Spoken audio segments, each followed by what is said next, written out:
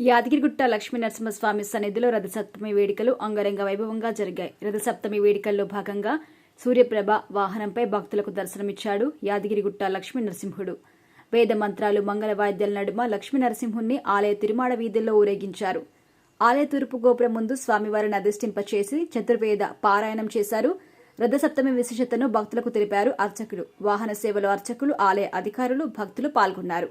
రాత్రి ఆలయ అంతం ప్రకారంలో బంగారు రథంలో ఊరేగనున్నారు లక్ష్మీ నరసింహుడు.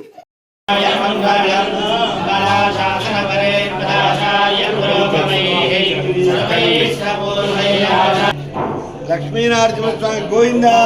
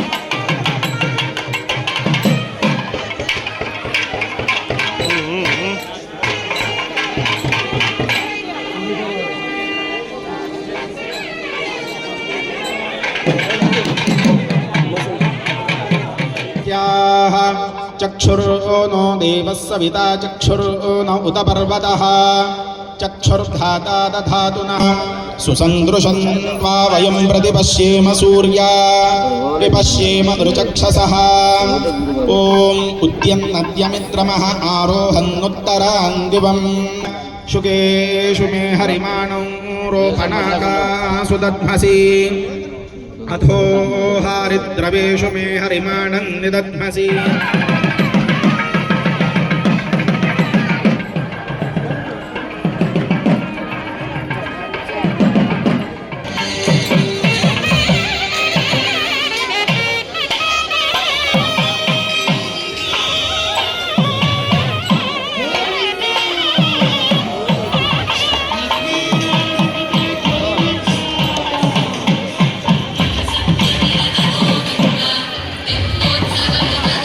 नामान ओजासा प्रतिभागन्नदीधिमा अद्यादेवा उदिता सूर्यस्य निरग्गाः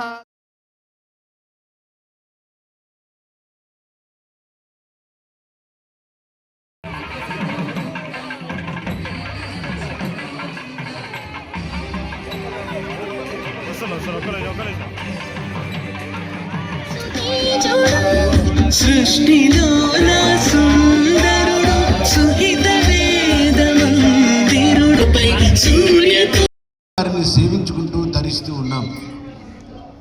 మరి ఈ సూర్య భగవానుడి యొక్క జయంతి మహోత్సవం ఈరోజు.